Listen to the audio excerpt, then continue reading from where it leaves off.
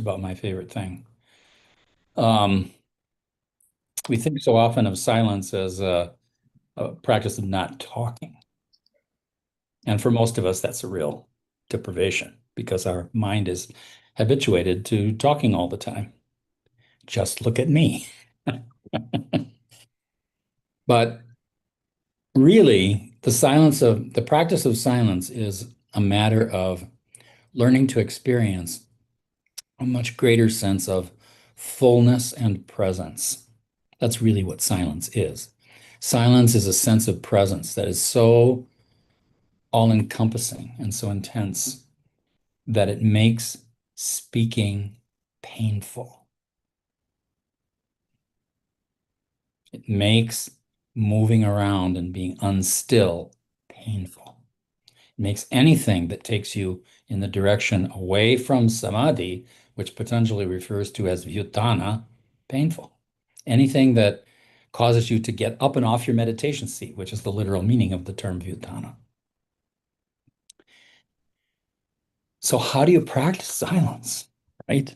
In a positive way. You practice silence in a positive way by doing what we call indriya gupti, the protection of the senses, by learning to observe and eventually stem the wastage of energy through manas in its sensory function, its cognitive sensory function, and its active sensory function. So when people come to our ashram for a practice of silence, we coach them in the beginning to, for example, when they're walking around the grounds, keep your gaze focused about a meter ahead of your feet. Don't let your eyes be looking around at everything around you. Just stay focused on where you're going. Keep your ears reserved. Keep your body still. Learn to let go and be relaxed all the time because this is the natural state of your body. The natural state of your body is as a corpse. That's why we call it shavasana, right? Um, and we work very hard in our life to forget this fact because we're all terrified of death.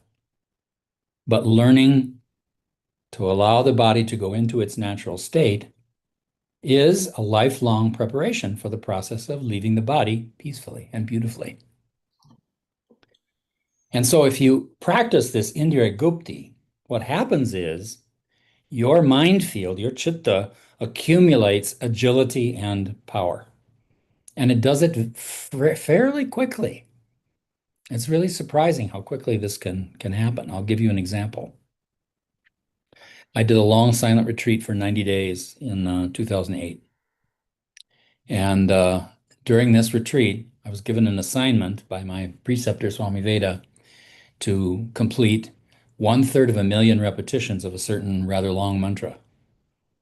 So I sat down and I calculated according to the speed of my normal mind how long it would take me to do that japa. And what I came up with was I could probably finish half the japa in 3 months. So I said, well, okay, I'll finish half in 3 months and just finish half after the retreat is over, which is acceptable practice. So I started the retreat, began doing the japa. It only took me 6 weeks to complete the entire assignment, half the time of the retreat. And so my mind was able to operate 4 times faster than normal based on this 90-day retreat.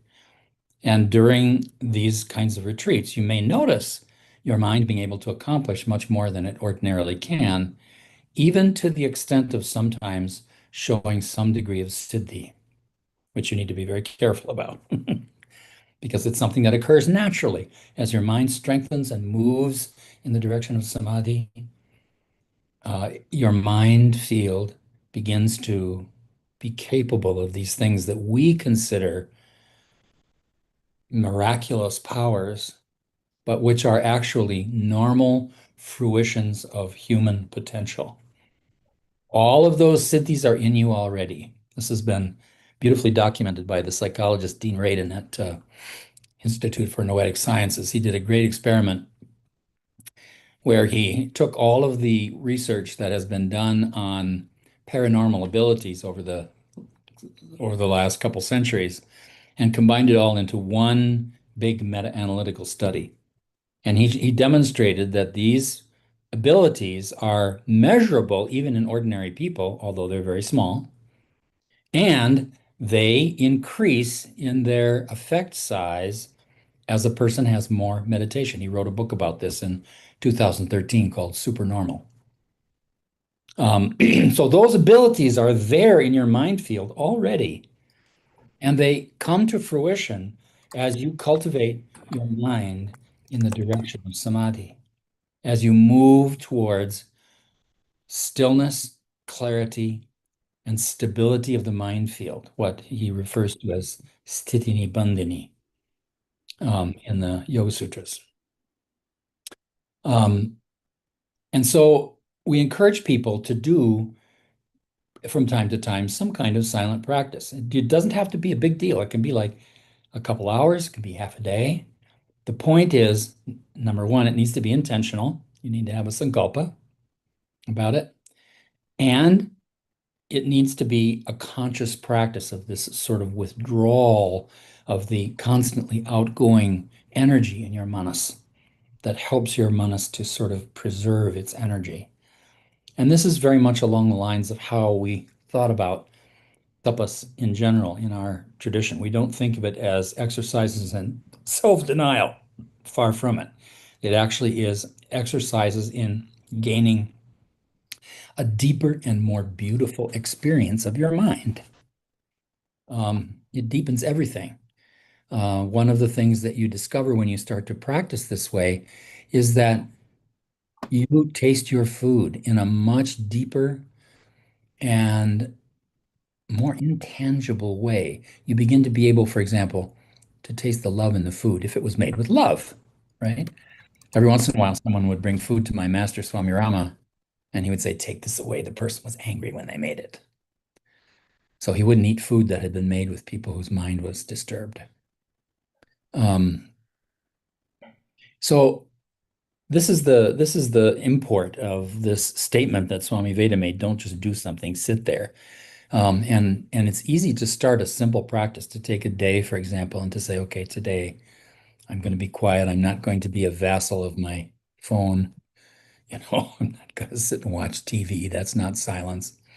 I'm going to, sit here and do my japa and take care of my body and take care of my life in a way that deepens and beautifies the experience of it. And what you come to in that deeper experience of beauty, as your mind goes further and further in the direction of samadhi, you begin to see the Shri all around you. You begin to experience the beauty of divinity hiding in everything around you. This is the real Sri Vidya. You can, study a whole bunch of very difficult texts and do all kinds of very complicated meditations and visualizations, and those are great. I mean, they're good practices. But really, Sri Vidya boils down to really learning to see the beauty of divinity right in front of your face. You know, it's in that wonderful little poem by oh, now I'm blocking his name. 19th century British poet J.M. Hopkins, Jared Manley Hopkins, called God's Grandeur. Begins with the phrase, "The world is filled with the grandeur of God. It will flame out like shining from shook foil." Take a piece of foil and just wave it in the sunshine, and you get all of this reflection of light. So that beauty of divinity is waiting for you. And after a while, your sadhana then becomes a sort of game of hide and seek with divinity. When am I going to see you today? This is the boundary line between jnana yoga and bhakti yoga. Learning to see the beauty of divinity in everything and everybody around you. Can you see beauty in Donald Trump? I actually can. It's it's a challenge. Definitely a challenge. Because he's a person in enormous pain. Never has known a single moment of love or real joy in his life. I can see his suffering. And it helps to understand, for example, to understand difficult people in your life, to be able to see the situation more holistically. It helps you to perform what Thich Nhat Hanh identifies as the solution to dealing with anger, for example, to be able to ask when someone is being angry towards you, where is the baby crying in their life? What suffering is behind this behavior that I'm seeing? And then what suffering is behind my emotional response? That's the really important part of that discrimination. So the practice of silence, this practice of bringing your mind deeper and bringing it further in the direction of samadhi, helps you live your life at a deeper level and to see people in a deeper way.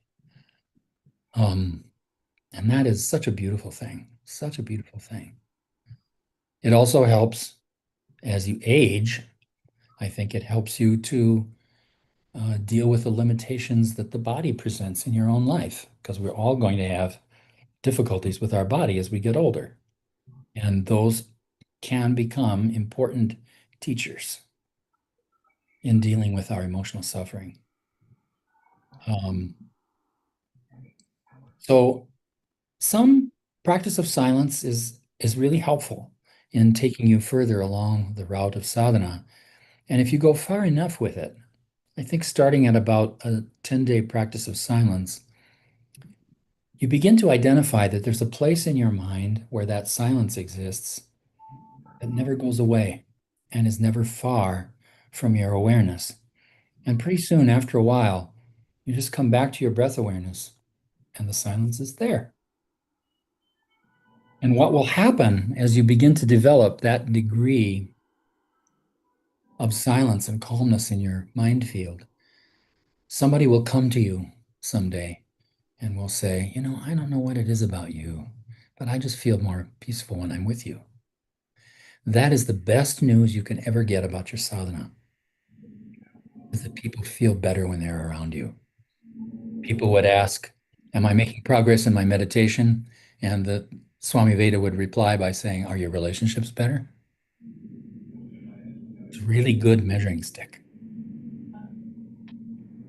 So I think that's probably enough to say as an introduction to this process of silence, to sort of frame that practice, not as a practice of self-denial, but as a practice of deepening the beauty of your life and deepening the beauty of your sadhana. Stomaji, let me make sure the book that you referred is exactly this one. Is it The Supernormal by Dean Radin? That's the one. Yeah. Okay, so this was the one that you mentioned. Okay, so for everybody's benefit, what he was looking at. Okay, so just to bring everybody up to speed, some of you joined a little late. Today's topic was about silent practice for effortless living. And so this is the point that Stomaji was talking about, that in silence you become more receptive, more productive, and this is what Sri Vidya, being able to imbibe everything in a natural flow. He did not use the word, but he probably meant that in the book we have the word called the pure sankalpa that emerges out of that silence, deep the silent practice. And and you also mentioned about this book where the research had been done over there. So that's a summary. So we'll open for comments, questions, people who want to expand it further. Please go ahead, Ali. Thank you, Stoma. As usually, it's such a pleasure to listen to you. Hi, Lee. I don't know whether it's a question, but yeah, it is. I have a feeling that at some point, the meditation or the silence becomes part of your life, and that it comes into your day's activity rather than just sitting on the cushion. Yes. Right. And so then the challenge becomes not to be sucked into the activity, but maintain the being rather than maintain the being inside as you are doing. Yeah, that's the challenge. That's the challenge. And I find, How at do this you deal with that? at this point in my life, that aspect of sadhana is more important than the formal practices. Yes. Being sure that I take my meditation off my meditation seat and bring it into everything I'm doing. I'm going to raise this question for everyone to see if you can answer. Very recently, I had a conversation about this very subject with a person who is a partner in this accounting company, Ernst and Young, E&Y, right? And so this person had a question that is, and he's a regular meditator. So the question is, he asked me the question, how does he handle, given that he is a partner over there, he has a lot of deadlines and things that he has to face and things like that. And of course, when he does meditation, he is able to work he has clarity and he works very effectively and all of that. But there are deadlines and things which are imposed by the clients and things which he cannot avoid. Even though he may feel that this is not the right time or whatever, he has to meet the deadline. So how does he deal with this in life? Yes, he practices the silence within. The silence may be guiding something, but there are deadlines and expectations from clients that are waiting there. How do you handle this?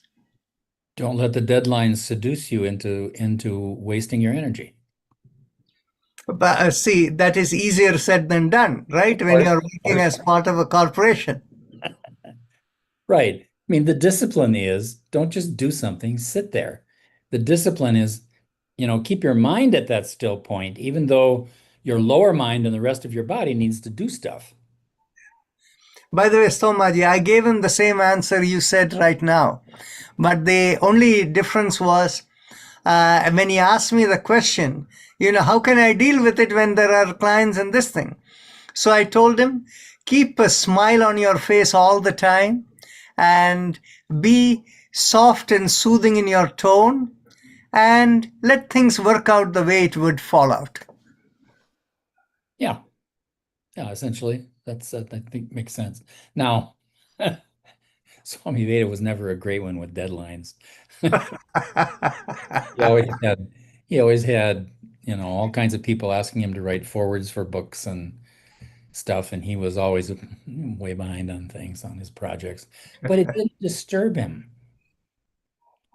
It didn't pull him off the stillness of his mind. And every once in a while I would go to, I remember one time I arrived at the ashram and in the middle of the morning I went to pay my respects, which I always did when I arrived there. And he had, in the middle of his work day, just kind of gone off into meditation and was really not there. And I just, did my pranams and left. So he always kept that steady, quiet mind full of presence. I mean, we actually know from electroencephalographic measurements that we took of him that he was never outside a state of delta wave sleep. Even when he was walking and talking, he was asleep completely.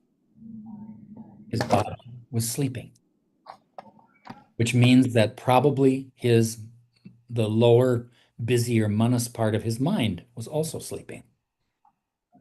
And what we were seeing was the activity of practically pure buddhi.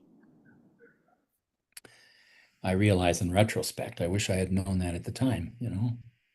Um, but isn't that always the way it is with a great teacher? That's part of why in the explanation of means of right knowledge in the Yoga Sutras, Patanjali uses the word agama, that which has come, which usually means text. But It also means the life of a realized master, which is also a text, a living text. And so when you can get the living text, that's, of course, always better. Yes, Ashok, you have a question. Yeah, I was going to make a comment that to me Sure. it seems that one is functioning in a given context, and that as you go into deeper meditation and move towards silence, the basic context in which you function all the time changes. And gradual change that occurs can become permanent so that any and every time that you're functioning from a context which is more defined from your higher mind and the silence in there and things like that. Now, to address the question that Rajanji raised, when we are functioning in the world, there are all kinds of pushes and pulls that we are subject to. And the more we let go of the pushes and pulls at that level, surrender, letting go, things will fall in place. But that does require that you be well entrenched, well placed in that silence level. So it seems to me. Beautifully said. And part of what happens there is that if you let go of the pushes and pulls of the lower mind, the field is clearer for buddhi to allow you for buddhi to assist you with intuition. Um, One of the secrets of this is that as you sink into those deeper and deeper layers of chitta, and especially into the layers of chitta that are transpersonal, each deeper layer functions at a higher frequency and with greater power. And the person who has the most stillness and silence and presence in an interaction has control of the situation. In other words, it defines the context of what's happening. And so, in the face of someone with that degree of stillness, even a disturbed mind calms down. That's the siddhi, for example, that comes from the establishment of ahimsa in a person's personality, which is kind of what we're talking about. There's a great story of Buddha and his disciple um, um, Angulimala, the great murderer and highwayman of his time, whom everybody was completely afraid of. And Buddha deliberately puts his camp in the middle of the woods in which Angulimala was operating. And all the monks are really nervous about it. And so one day, Angulimala's walking through the woods, and here comes this guy walking through his territory. And he says, "Who is this walking through my territory?" So he starts following Buddha. And he starts walking faster and faster to try to catch up with him. And the faster he walks, the faster Buddha moves away from him. And it keeps going and going and going, and he just can never catch up. And eventually, Buddha catches Angulimala. And in the presence of that stillness that Buddha had, Angulimala becomes his disciple, becomes a monk. And the king comes looking for Angulimala with his army at one point. So he leaves his army at the border of the ashram, as was the custom of the time, pays his respects to Buddha and says, "I'm asking your blessings in catching this terrible highwayman, Angulimala." And Buddha says, "You have my blessings. But let me ask you one question. If Angulimala became a monk and a sincere spiritual seeker, would he still be a problem for you?" And the king said, "Well, I suppose not." And so Buddha calls out Angulimala in the monk's robes, and the king is astonished and realizes his problem is solved and goes away. So the person with the greatest stillness and silence defines the context in an interaction. And that's one very practical secret of the practice of silence and stillness that would greatly benefit quite a number of politicians, I think. If I may, I have to, I wanted just to share that I've experienced that personally with my guru, where I was doing work, audio, video productions, and I would have to almost every day come to him for decisions. different things, but decision according to, referring to the work I was doing. And I had those questions in my mind. And when I came to him, there were no questions, Yes. literally. So I asked him about it, and I said, how come? And then so later on, I would just write the questions and present it to him in written form, and he would say, yes, no, do this, that. But that was an eye opener for me at the beginning when I came to ashram and I didn't know what ashram is, I didn't know what guru is. But Same thing. I've noticed that reaction. It was astonishing. Same thing happened with Swami Rama and I. You come into his presence. It's an interesting thing. When you meet someone who has a great spiritual stature, it's not that you, as a result of your own volition, bow down and touch their feet out of intentional respect. You can't help it. Whether or not you move your body to touch your feet, your mind will bow to that greater silence. This used to happen. Swami Rama also had a real field of silence and peacefulness that was around him all the time. So whenever I would come to him with my questions, like you said, they all disappear. And we'd have a stupid conversation. It would be, how are you? When did you come? Are you sick? How do you like the ashram? All this dumb stuff. And I would sit there trying to think of questions. I'd try to come up with questions. And whenever I would put one of those kind of fake questions, he would just deflect the thing somewhere else. All the real answers that I got from him came inside when I was not with him. And I realized in retrospect, quite a few years later, the truth of that. And it was a little bit of comfort to me because in the early days when I was young, I met him when I was 20 years old. I was not ready for him to teach me. I wasn't strong enough. I didn't have enough ego strength to take what he would give to people. And so I'm sorry to say he was very nice to me. If your guru is nice to you, it's a curse. That's not what they're there for. They're there to bring you to enlightenment. And with him, it was a path of fire. And I didn't, not until the last year of his life in 1996, when I was 46 years old, was I capable of being his disciple. And that's really when I think I became his disciple in my mind. He and Swami Veda from the very beginning said, "Oh, you're his disciple." Well, sure didn't feel that way to me because I was stuck in the impurity of my own mind.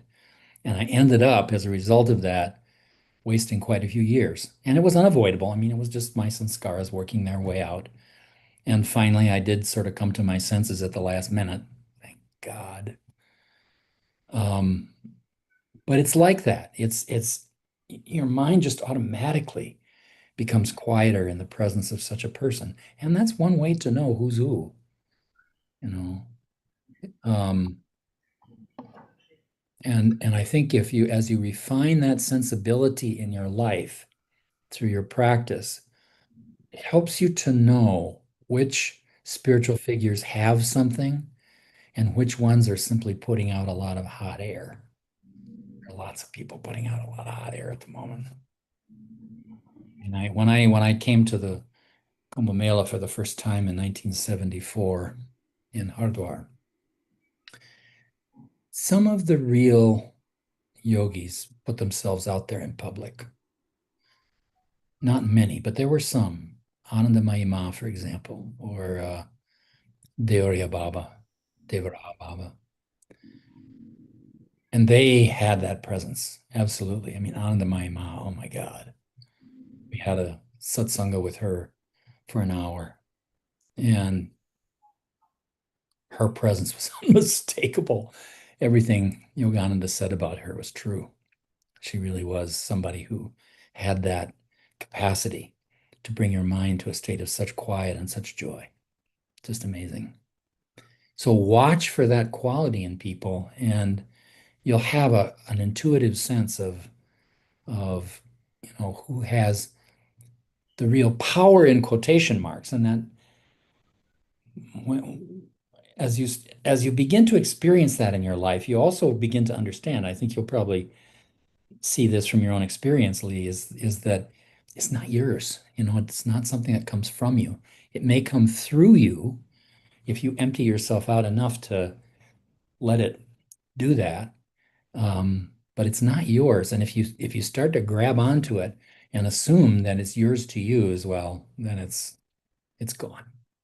But it also, exactly, and that's how the book came, again, the second book. But I'm also thinking that person having that aura, or whatever we want to call it, is one thing. But on the other hand, the recipient has to be ready to recognize that. Not everybody recognizes that.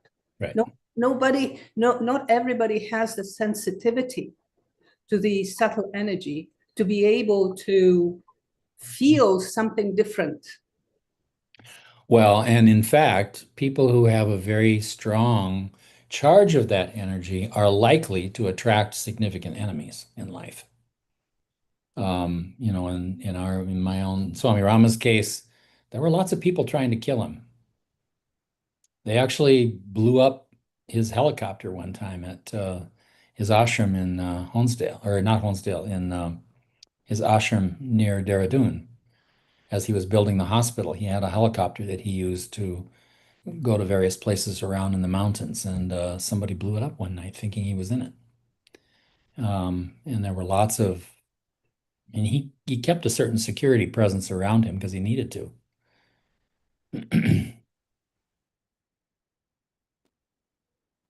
But again, that field of peacefulness is also protective. I just keep thinking that there is such a vast world outside of our five senses Oh, we know nothing about.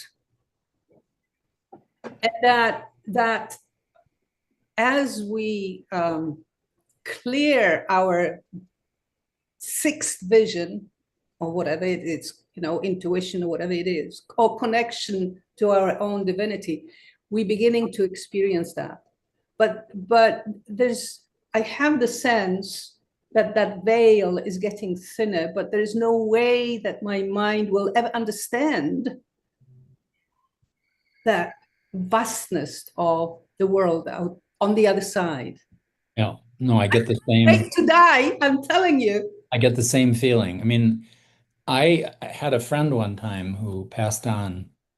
She was somebody that I sang there's a folk hymn tradition in America called shape note or sacred harp singing.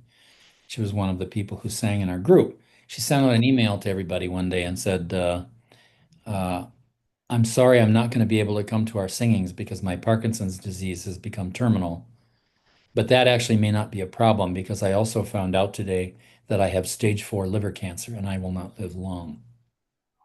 So I sent a message to her and I said, there's some things about meditation that may help when it comes time to leave the body. I'd be happy to talk with you about that if you're interested. And she said, oh, yes, please come. So I went over and we had a singing with her. And when the singing was over, we started our conversation. And this is what she said to me. And I always quote her exactly because it was so remarkable. She said, Stephen, I am so excited. I can hardly wait to die. What an adventure. No fear at all in her mind.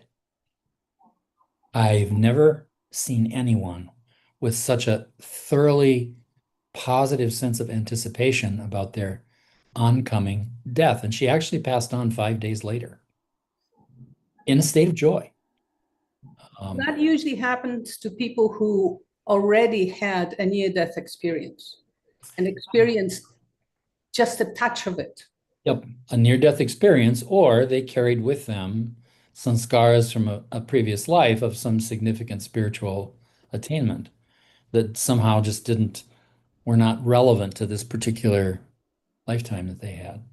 But it was just such a remarkable thing. And I think it's a wonderful example of how fearless one can become in the process of going deeper into the mind field like this, in part. And this is a part of the practice of silence is about gradually confronting your fears. As your mind becomes quieter, things that are buried in your subconscious mind begin to make their appearance. Sometimes from this life, sometimes sanskaras from a past life. I had a friend who was on a 40-day retreat one time at our ashram and recovered a past life memory of having been buried alive. And it gave him such a severe anxiety disorder. He had a very severe panic disorder as a result of this. It was almost severe enough that he wasn't going to be allowed to fly home on an airplane because he could barely stand to get into a closed space. Um, he did make it home, but he was 1 year in recovery from this. So sometimes these practices will allow these very significant sanskaras from our past to come up. And if your mindfulness is in a good place, you can observe that process and allow that sanskara to just come and go without recycling it, which is a significant part of the process of gradually cleansing your mind field so that your buddhi can become more and more present and available. So there are all kinds of things that come up sometimes that people think of as problems in their silent retreat. And when I'm guiding someone's silent retreat, they come to talk to me about those problems, and I usually start with, "Oh, good. Your mind is cleansing. Something's coming up that you can learn to deal with." And I encourage them to sort of keep their sense of mindful awareness as steady as possible. I mean, sometimes it's so strong that it's overwhelming and you have to stop. My friend had to stop his retreat because it was just unmanageable. Sometimes that happens. It's not common. Um, but most of the time, the guru doesn't give you more than you can deal with. And usually just as much as you can deal with. You have lots of experience with that. Yes, yes, and you come to at the time I was really pissed off, and there was this, and I would go into discussions, and then of course, with the time, you beginning to understand that that's his role to push you to the limits so that you go beyond. One of the things that I said to him 10 years later, when I left the ashram, 10 years later, I was talking to him and I said, "Thank you for all the things that you didn't tell me." That's great. I love And it. you could have, you know? Right. I mean, if they tell you that stuff prematurely, you wouldn't believe it. Tammy has her hand up for a while. Sure. Namaste, everyone. Thank you for showing up today. My question that I wrote down, a couple of things, Dr. Parker, on your, I just wrote this article called Is Karma My Dharma?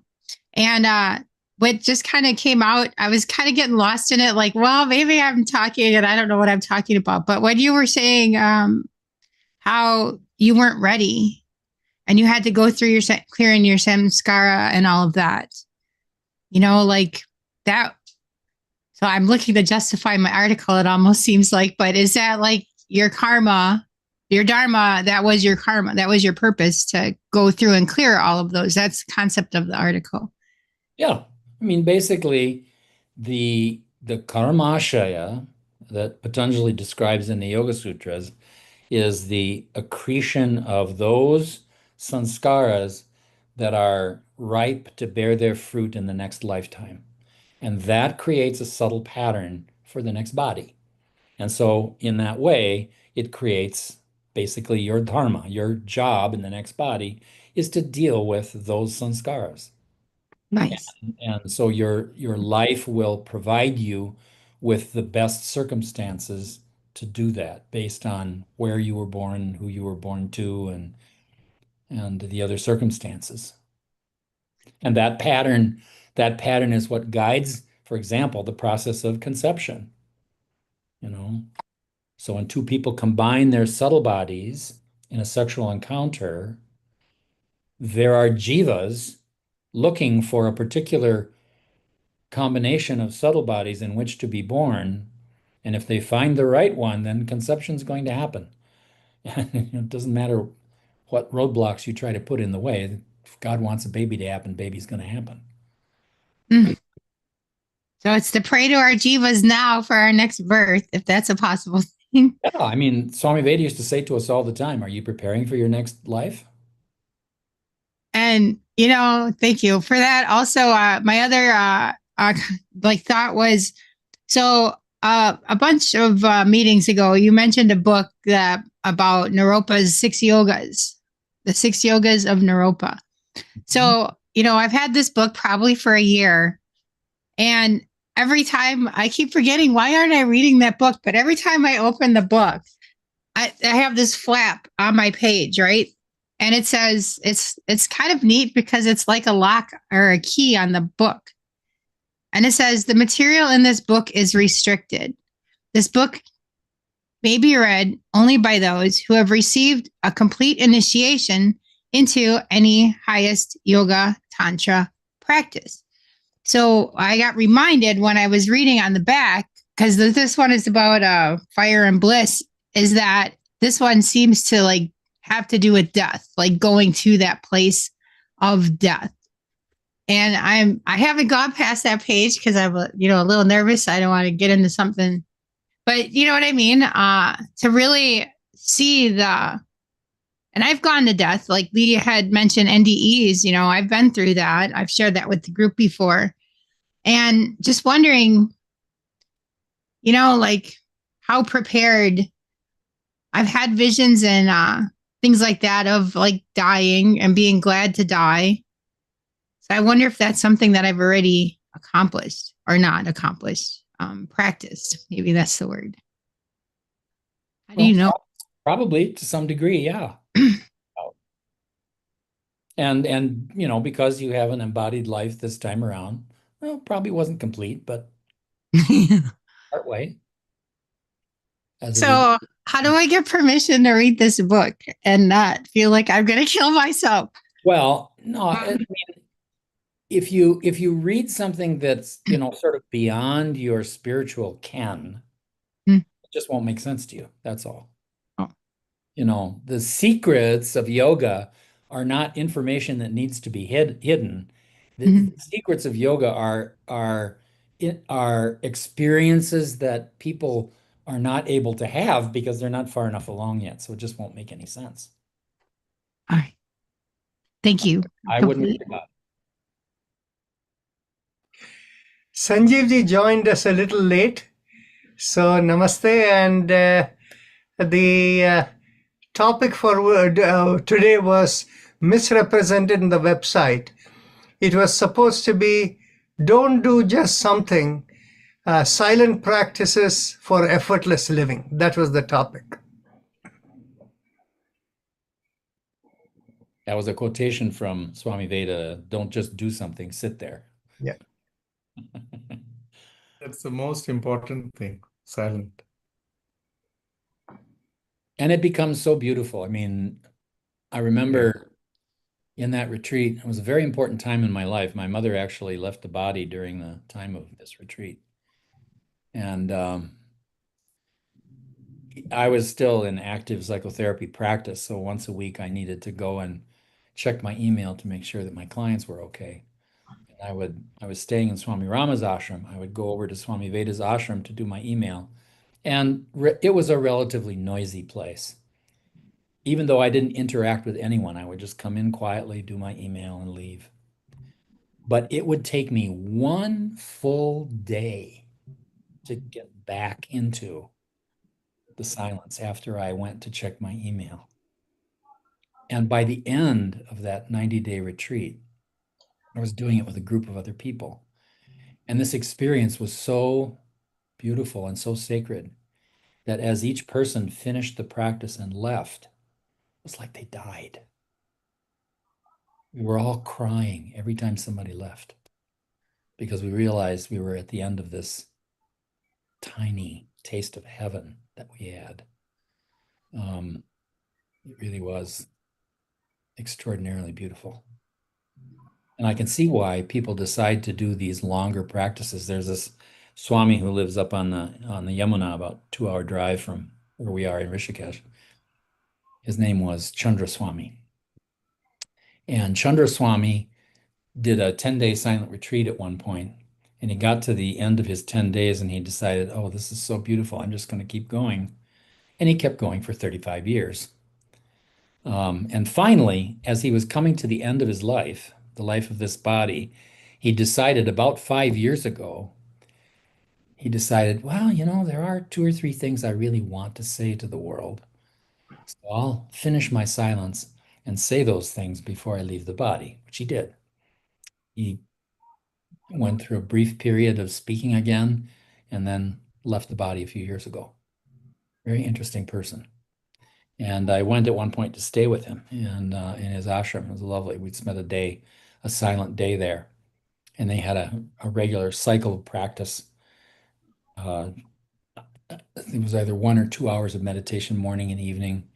And then in the morning and the afternoon, he would have satsanga sessions with everyone where they would write their questions to him and he would write out a response and his disciple would read out the response that he wrote. It was lovely. And what was interesting about this was very often in response to people's questions, he would laugh. And he made it so clear that laughter is not a violation of silence. Very interesting. Think about it for a minute. When you laugh, you're always doing it with somebody. Laughing is always a process of inclusion, a process of extending that field of silence to another, whether they're actually physically present or not. And that laugh is infectious. He just had this wonderful rumbling laughter that would just sort of quietly come out, and it had such joy to it. And the sense of joyfulness that comes with that depth of mindful awareness is the beauty of the experience. Paramahansa Yogananda, in the poem that he wrote about his first experience of samadhi, describes it as endless waves of ever new joy. Waves of joy that never become familiar, that never become a habit, that never get old. It's like reality constantly breaking out anew at each moment. The sort of thing that you described a moment ago, Lee, your intuition that the world around you somehow has this endless depth of beauty in it that is so far hard in our normal, so-called normal state of mind to access. So the silence really helps us to get to that place.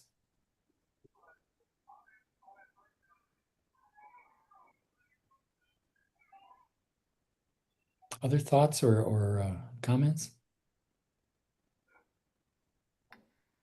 We're just enjoying the talk so much. It's so nice to hear. Well, yeah, one of the problems, if you're speaking about silence as a silent practitioner, is you start to drag the audience with you. Yeah. Well, a couple of times I've been giving a lecture, and sometimes when things are really flowing beautifully, and I can feel that Sushumna Nadi open up, it's an experience of such love with the audience. And I'll come to the end of what I have to say and I'll ask for questions. Nothing. the room will be completely silent. And I've learned to sit there and just watch. Because very often what's happening is the audience has already started to go into meditation without really knowing it. And sometimes it's just a matter of saying, just go. Just sit together for a while. We just close our eyes. One time in Hungary, I was doing this and we sat for 40 minutes, absolutely still in the room. It was just so beautiful. And it was a good thing too, because I had signed up to give a 4-hour public lecture and my lecture ended at 2 hours and I wondered, oh my God, what am I going to do now? As if I had to do anything, you know. Tammy? Thank you. I was been inquiring if you do any silent retreats in Minnesota. I've attended some of the Wellness Institute up this in Palatine here. Those Sunday meditations and even what happens just in an hour. Do you have them in Minnesota that we could attend? I know that the Palatine Center typically does a retreat in October. Often there's a lecture attached to that retreat, even though people are practicing silence. In Minnesota, we typically have our meditation center silent retreat in August, early August, and that's going to happen this year, and it's going to be a gathering of the Ahimsan family. So Swami Virtavan is trying to get people to come from around the United States to that event. So we'll see. But yeah, and for retreats of longer than 10 days, we usually suggest that people come to India just because the next step is 40. And it's good to have a guide for that long a practice. 40 days, then the next one is 90 days, the next one is a year, the next one is 5 years, and you go from there. There are a couple of people who've done a 5-year retreat. One sadhaka that I can think of, and Swami Veda did the same thing, except he left his body about halfway through. And this is a common way, for example, for a Jaina monk to prepare to leave the body, is they will go into silence and they will cease eating and curtail their moving around in the world until they drop the body. So they just basically dissolve themselves in beauty. So you don't have to leave the body, but feel free to come and visit if you like. Yes, I will be looking for that information. No, themeditationcenter.org is the website. Did you say the meditation center? Yeah. Yeah, the word "the" is in the beginning. It's all one word. Thank you. You're welcome. I have something to ask Somaji. Sure. You know, many a time we see great masters leaving the body with severe health issues, like some have cancer, Ramana Maharshi, for example. And I always thought, why does this happen? Then I came to an understanding, maybe the evolution of the soul starts evolving so much that it cannot contain that powerful energy in that body. So is it because of that, where the weaker part of the body is shown up as an uneasiness, and the soul evolves because it has started containing a higher state of energy, that it has started evolving, and this body which has been finite cannot hold on to this infinite power? Is it because of that? I think that's part of the situation. In the Buddhist tradition, they think of 3 classes of sadhakas. Sotapanna, who are the people who've just entered the stream, which is literally what that means. The Sakadagami, second to the last life, and Anagami, the last life. the life in which one is Arhat. This is from the Theravada tradition.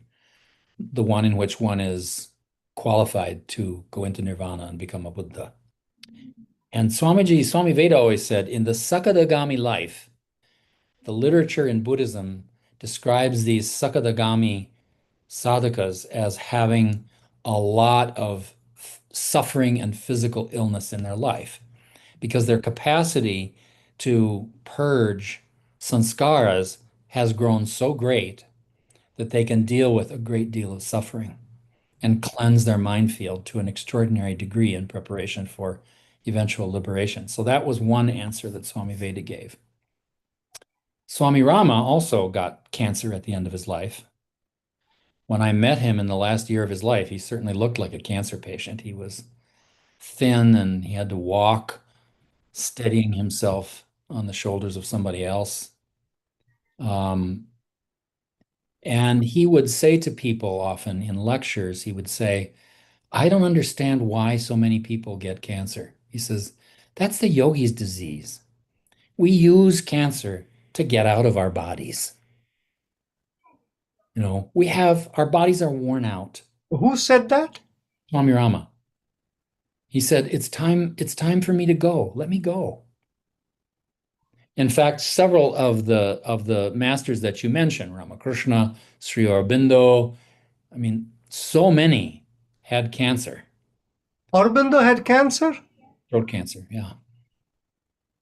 Oh, So many of them. And it's a matter Vivekananda. of purging, the last of their sanskaras. And I think also probably they are taking on to some degree the sanskaras of their disciples and using their own body as a way of helping to cleanse the mind of those disciples. Um, Similar to the sacrifice that Jesus made. Did Jesus take on other people's sins, so to speak, in his process of crucifixion? I suspect he did. I think probably mostly his own disciples. I think it's kind of a problem theologically to extend that to the entire world because then it gives everybody a blank check to just behave as they want to behave through their life and give it up at the end, and that's cheap. And I don't think that's what he was about. But that's how Swami Rama always talked about it. He said, we need a way out. People would beg him to go to the hospital and get treated for his illness. He said, they keep saying, we need to have you around in the body. So he would go in one day and it would be liver cancer, and then he'd go in the next day and it would be stomach cancer, and he'd go in the next day and it would be lung cancer. He was just playing with them. And the reason I know this is that Swami Veda tells a story about going to see him at one point when he was ostensibly very ill. He was lying on the couch in his apartment, looking reduced and frail. And in his latter years, he would sit in front of the TV a lot and he would go into samadhi and go off and do stuff. And the TV was on, it was rather loud. Swami Veda had come to him with a question, so he starts to put his question, but the TV is so loud. He says to Swami Rama's assistant, Kamal, can you turn the volume down on the TV? And Swami Rama lost his cancer and rose up to his full height on the sofa and with his strong, booming voice said, where is your dharana shakti? Where is your capacity to concentrate? And so Swamiji said, okay, come on, turn the volume back up. I understand. So, in a certain sense, getting out of the body was just another part of the game for him. And I think that's also true for these other masters. It's a matter of finishing their last sanskars in the world, burning off the sanskars of their disciples, and finding a way out of embodied life. Because Swami Rama said to people a short time before he left, he said, I will not come back in a physical body. I am remaining in the subtle world. And I feel his presence there, so I'm quite secure that that was the truth.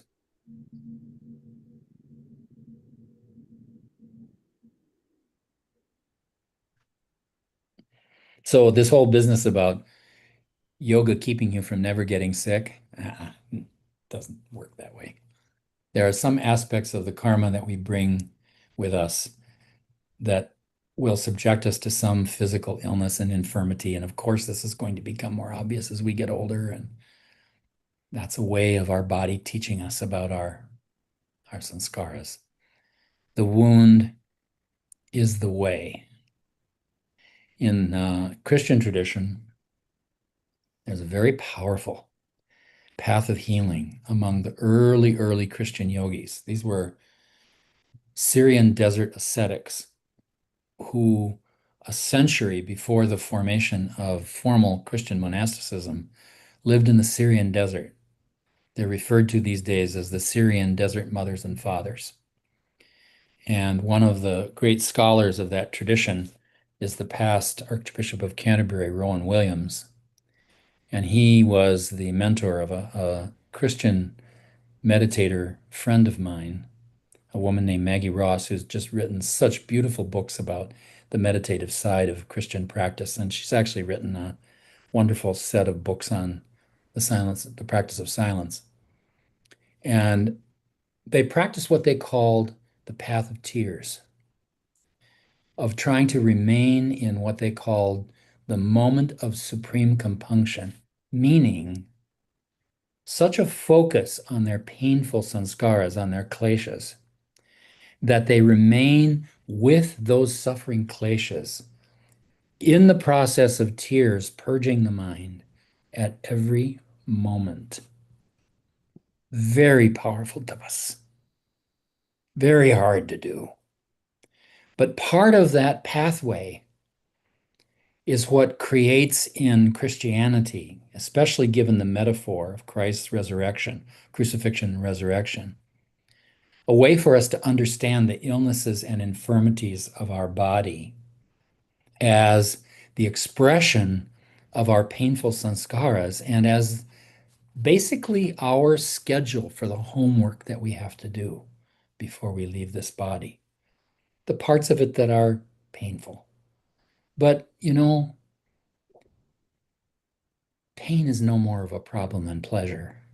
And pleasure is a problem because we're always afraid of losing it. And that's not joy.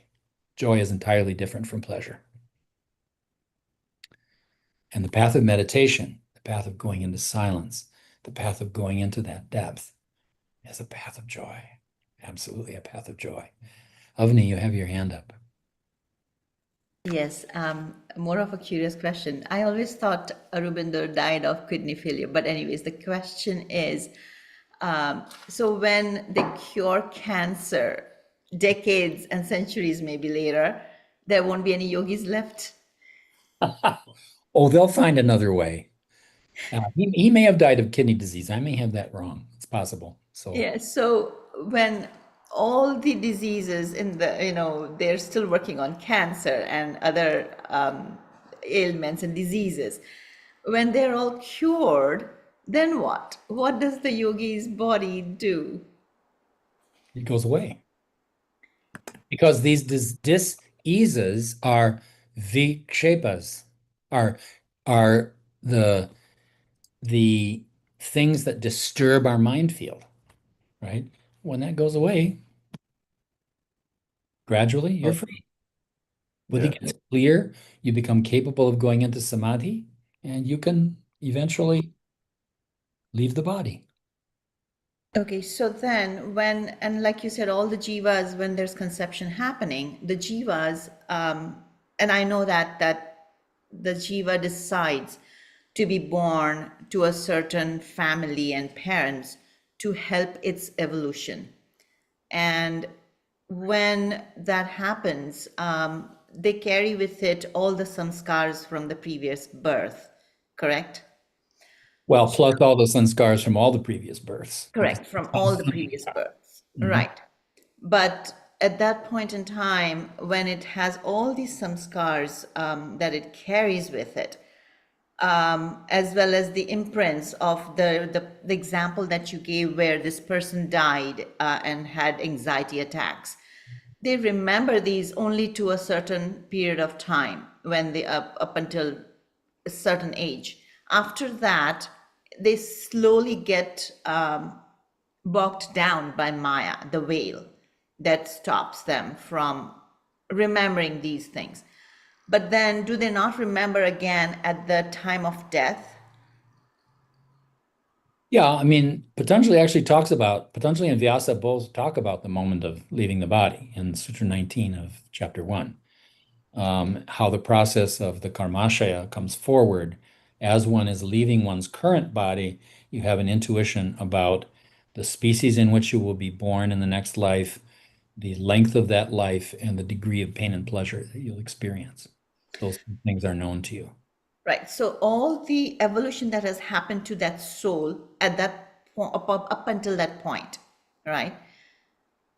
How does that evolution help one, the world, and also the families around?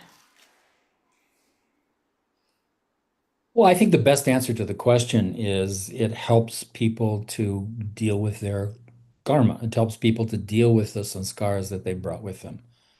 Swami Veda always used to describe families as karmic pools that we swim in from life to life. I have an Indian astrologer in Haridwar that I visit from time to time. And the first time I met him, he described a number of lifetimes that my mother and I had shared together in various kinds of relationships. And it was clear to me when I met her for the last time before she left the body that we were finishing some very important karmic thing. I don't know exactly what it was, but we came to this wonderful, peaceful ending, even though she was said to have Alzheimer's dementia. For the few moments that we spoke the last time we were together, she was absolutely the mother that I always had lifelong. She was entirely intact. And her dementia left her completely for 10 minutes. It was very interesting. You hear a lot of stories of that nature as people are preparing to leave the body. Right. So I think some of our scriptures says it's the same group of people that you're born within. And some say, no, you choose, when the jiva is being conceived, the jiva chooses its path. But that's the confusion. Is it the same group of people or not? No, it is not the same group of people.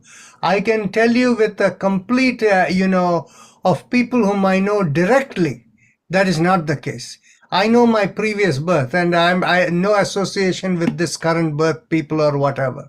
And the other person I can tell you has had the same experience is a very wonderful person who lives in the DC area. Her name is Barbara Carpenter. I don't know how many of you know her.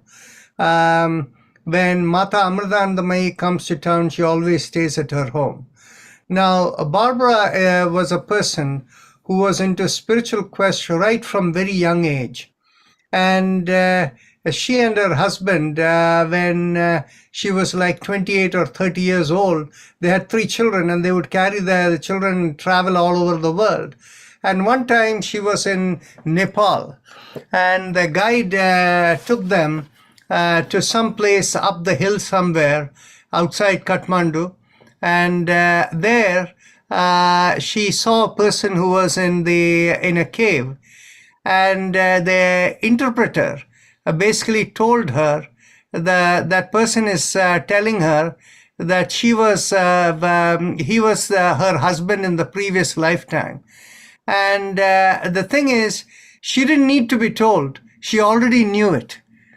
And the thing is basically, when you look across cross-cultural continent, and these are direct experiences, how can you even say that is related to the same family?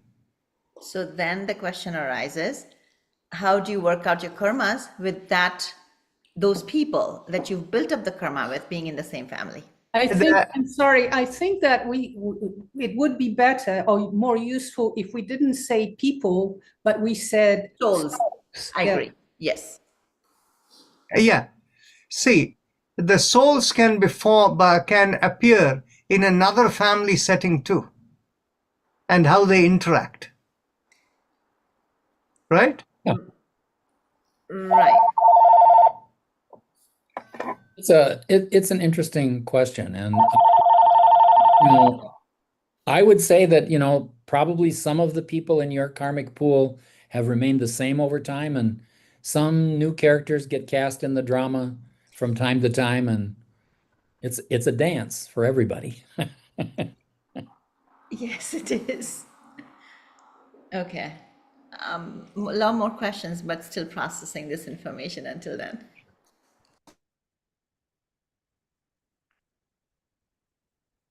Other thoughts? I think they're all processing. Yeah. That's a good concept that you had about the characters, right? So, Avani, your question about is it always the same soul family? Yeah, I guess that would make sense that sometimes what are those people that are the backup actors, or Backup souls, yeah. the backup souls that, step in to like nudge something one way or another. Yeah, that was pretty cool. Thanks. Or as Shakespeare said, all the world's a stage, Yeah. you know? Or Vasudha Kutumba, but still, that karmic interplay Mhm. is what it's little mind-boggling. Oh, it is. Absolutely. For example, the first time I met Rajan, I was at Kaivalya Dham. First time there, didn't know the place at all. I had arrived at night and I was given a room and went to that room and went to sleep. So I got up the next morning, not even knowing where to go for breakfast.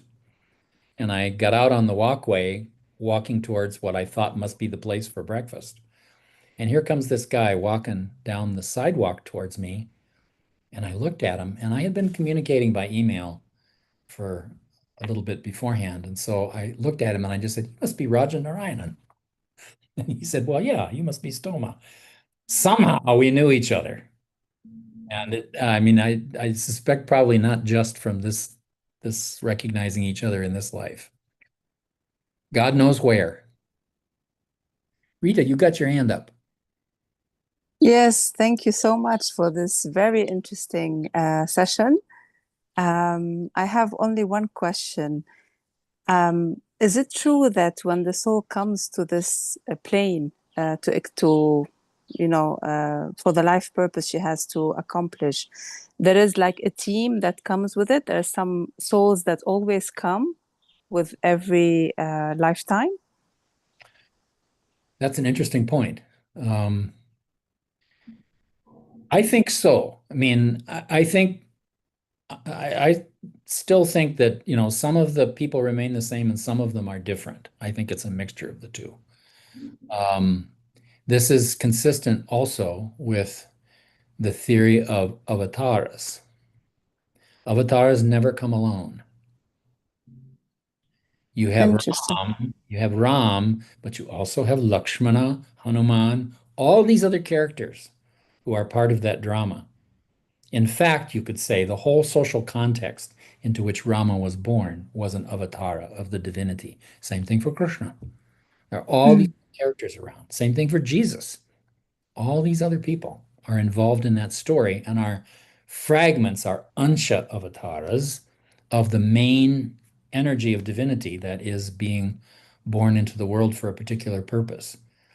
I think even from the perspective of God's work in the world, it takes a team to make a difference. Exactly, because I had in mind the book I read about Jesus, the I forgot the name now. Anna. It's the Anna when she um, tell the story about Jesus, and it was like a team coming to prepare the coming of Jesus. I forgot the name now. Because in this lifetime, also when a soul comes, you always find familiar people that come into your life and from different backgrounds, from different cultures, from different nationalities, that you feel so close to you. So maybe this explains it. I think so. Um, Paramahansa Yogananda's disciple, Swami Kriyananda, came to him one day and he asked the question, when a great person, a great spiritual person falls from grace, do they fall further than a regular person? And Yogananda's answer to that was no. He said, every good thing you do in your sadhana counts. And he said, take Jesus, for example. All of his disciples had to be great masters themselves in order to associate with such a person. Even my own master Swami Rama said he was the greatest yogi born in the world, 500 years either direction of his birth. And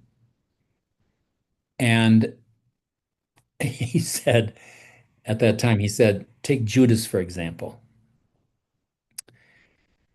The point that he was making is that, the usual Christian story is that Judas sinned terribly in betraying his master to the Romans and subjecting him to crucifixion. Subsequently, there are texts that have surfaced that make the argument that Jesus had actually made an agreement with Judas for that betrayal in order to be able to fulfill the prophecies that he was there to fulfill. And Judas, as a realized yogi, had no concern for reputation, and he ruined his reputation for some time, by doing what he did, but it was serving his guru. And so he did it joyfully that way, even though his life ended badly. He committed suicide. He hung himself. We know that much. And Interesting point of view. Yogananda said to Kriyananda, he said, actually, I knew him. I knew Judas. He was born in this century, reborn in this century. And he came to me, and I sent him to a guru in the Himalayas. But he still had a little problem with money, he said. Interesting So, to see it like that. Even I think you're right. I think even Jesus had a team. Yeah, I just remembered the book called Anna, the grandmother of Jesus. It's a sequel with another book, The Voice of the Magdalene. Amazing books. Interesting. Well, and Mary Magdalene was probably, in truth, was Jesus' chief disciple. That's why everybody hated her so much and tried to make out that she was a whore, typical misogynistic crap. There is also a story related to that she and Jesus Christ are coming out of resurrection. Oh, They right. migrated to Leh in Ladakh, and they were there, and he was there for many, many years. And in fact, in Srinagar, there is a little shrine called Hajrat Bal, and there is the hair or tooth or something of the prophet, and that is supposed to be Jesus Christ. Yeah, and those, I've looked at the evidence for Jesus having lived in India after his resurrection, and it's actually fairly strong. There were Yes. so many There is historical a, figures. there is a document. There is a Yeah, document by the India government which has yeah. really given all the proofs of that Jesus was in Kashmir, and as Rajanji said, the body of Jesus is there. It's the documentary by the India government with all evidences are there. If you This just check YouTube, you can see. the Russian guy, I'm forgetting his name right off the bat, but he was on a journey in Ladakh and fell off his horse and broke his leg. So he was taken to the big Hemiskompa, the big monastery in Leh. And as he befriended the abbot of that monastery, the abbot mentioned to him that he had this text about a character named Issa in Sanskrit, who had lived in India and Tibet after he was crucified in Jerusalem. And he dug this manuscript out, and the guy had it copied, and he took it back to Russia with him when he was healed up. The Orthodox Church tried to buy the manuscript from him so they could destroy it, because Christians are kind of crazy that way. But the text was actually seen by several people subsequently, particularly Swami Abhedananda, who was the disciple of Ramakrishna in the 1920s, had seen the text. Since then, since the return of all of the texts to the monastery in the Potala, when the Chinese invaded Tibet, that text has disappeared. Nobody knows where it is. So there's very little ability so far to find it. But there's so much other evidence. I mean, they have actually found, for example, carved rock inscriptions in Hebrew in Kashmir from the Mosaic period, from the period of Moses. And so they figured that some of the 12 tribes that sort of disappeared ended up going that far.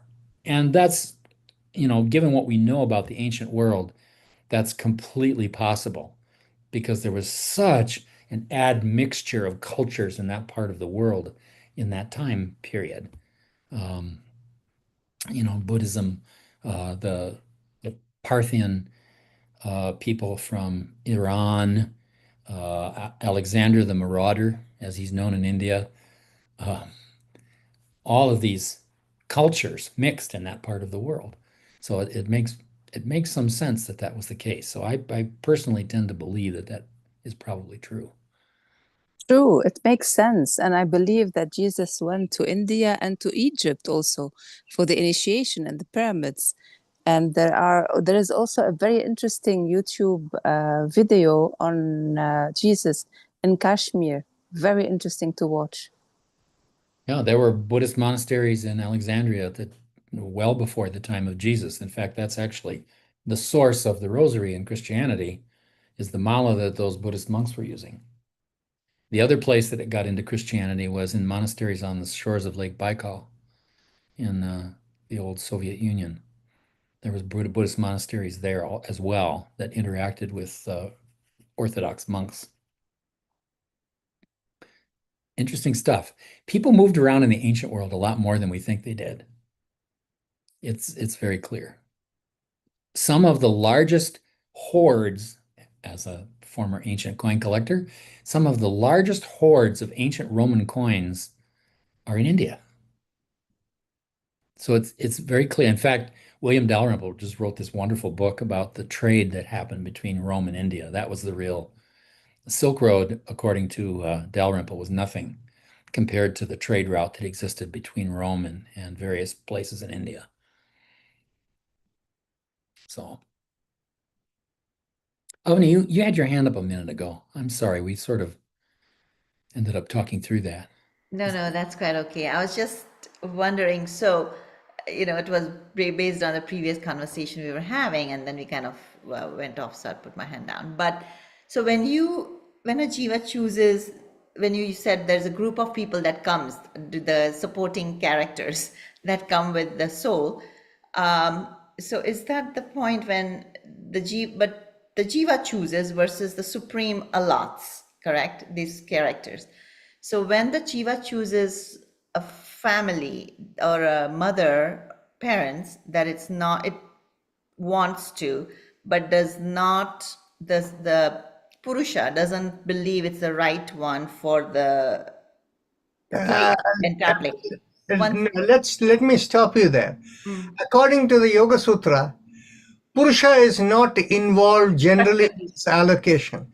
It is only that if you think in terms of Prakriti, within the frame of Prakriti, the Jiva and the cosmic flow, what you call Mahamaya, all of that is working in that spiritual plane over there. Okay. So between the working of Mahamaya and the individual Jiva, it gets allocated.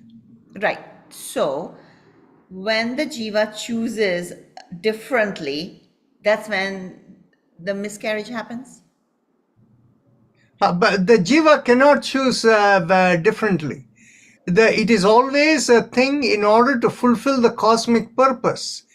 The Jiva with the patterns, whatever karmas and kleshas are there sitting, gets allocated into the right place where it needs to go. And remember the sutra in the fourth chapter of the Yoga Sutras, that is just like how in a paddy field, the varan gets broken and the water is let go. When the time is right for the right kind of thing to go, it lets it pass. So it's not a question of the jiva choosing. And it is not the question of somebody, assigning, but it is like a match. And the best way to describe it is, in these days, when people go to for residency after they finish their medical school, they all get put into a pot where each whatever, and then there is a matching system that is done to where to go and fill according to the needs and all of that. So it is a matching system, not a choice system. Okay, so then that's the question. If it's a match, then why miscarriage? What do you mean by miscarriage? How would the parents lose the child? Oh, Swami Veda used to explain that when couples would get pregnant and they were thinking about whether they would get an abortion or not, he would actually say to them, please don't be confused by all this Catholic thinking about abortion. He said, there are many jivas who require only a few seconds in a human body to fulfill their karma. He said, this is not sort of an absolute black and white sort of sin. And you need to think, he would say to them, you need to think carefully about whether you can be parents and whether you need to get married to support this child. And you need to make a good decision based on your own decision about that. And it was interesting because he would never tell people what to do. He would always say, you have to make up your own mind. And here are some things to consider in the process of doing that. And then he would leave it to your decision, which was just so very respectful. And in my experience, people generally made the right choices. In one case, a couple that I worked with, he sent them to Delhi to consult with an OBGYN doctor there who did perform terminations of pregnancy. And they spent a week talking about these issues between them and about having a child. They were very conflicted about whether they should get married or not. And at the end of their decision process, they decided to go for the abortion. So they went to the clinic, and she walked into the clinic, and in that moment, they both looked at each other and they said, we have to have this child. And they did. They had this child, they got married, they live in Europe at the moment, and they've had quite a difficult time with each other, but it's actually gone okay. It's been an interesting thing to watch them deal with their karma. Interesting. Yeah. Okay, thank you.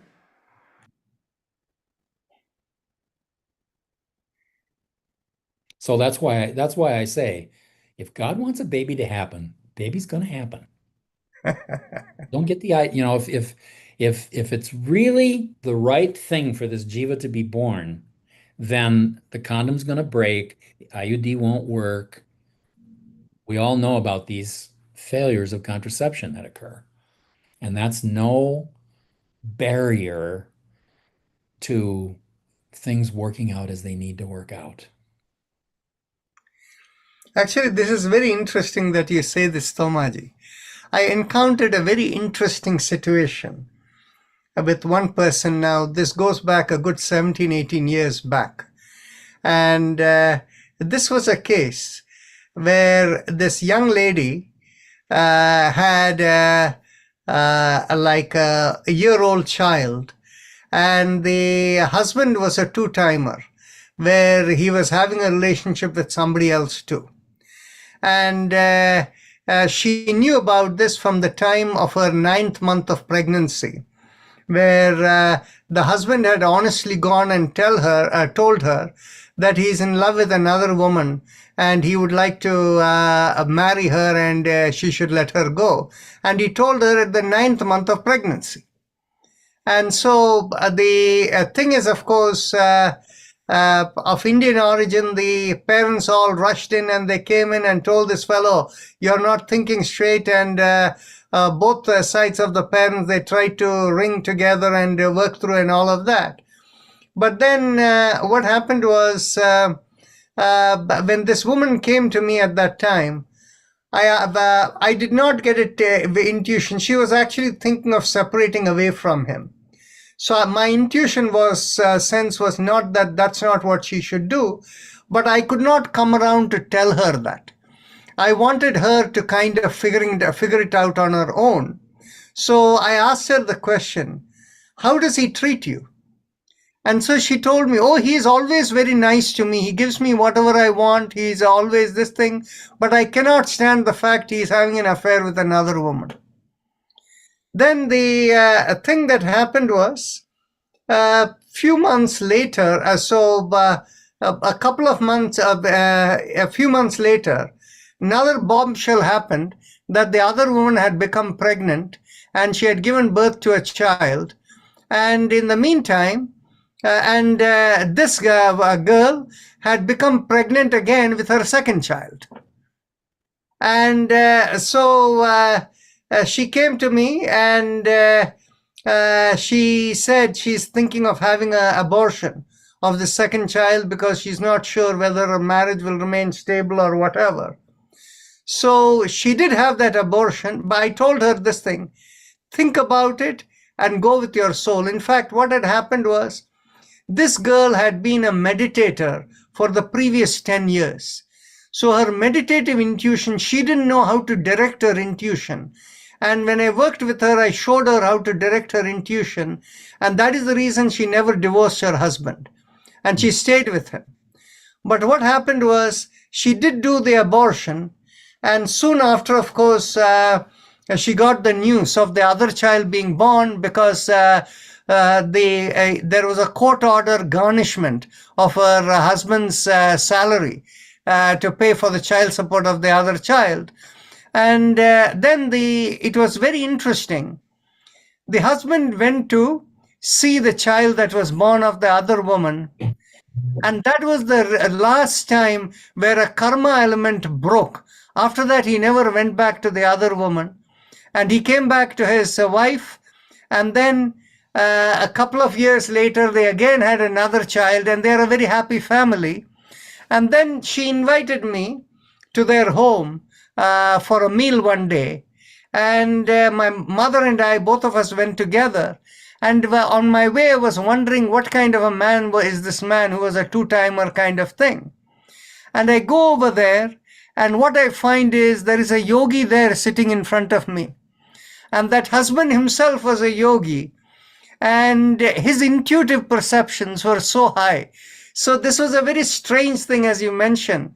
The abortion that happened, and the affair with the other woman, the child, the play of the karmas as they were going, it was very interesting. But from the perspective of yogic intuition, there was harmony.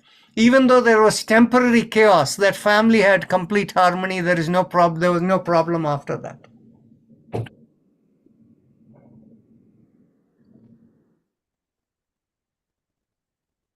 What a great story. And I think that's one of the reasons why you need to be very careful when you're talking about these things that happen between gurus and disciples. There's lots of, for example, in terms of my own master, Swami Rama, there's all sorts of stuff on the internet about him.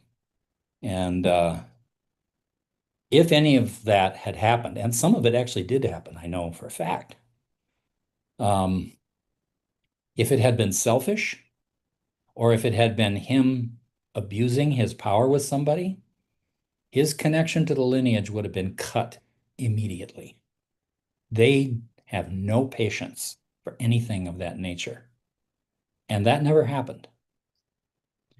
And so, not knowing anything about the particulars of what happened in those instances, most of them, I have to assume that whatever was happening was fulfilling some greater purpose of some kind.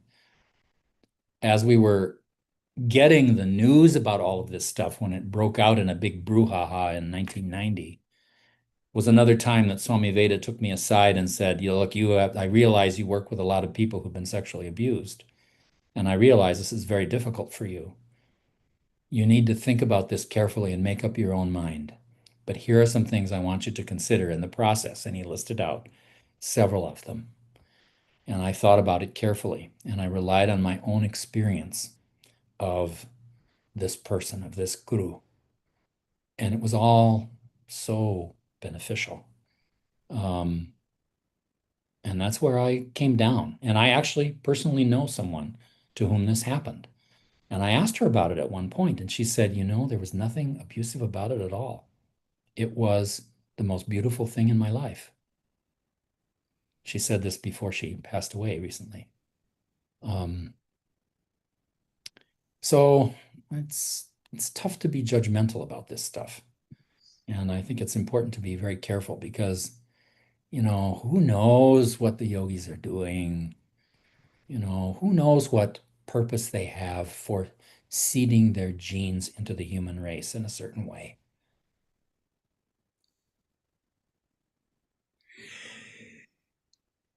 So, any other comments, questions? It looks like while we still have time, I think we are coming to a natural closure, right? Seems like it.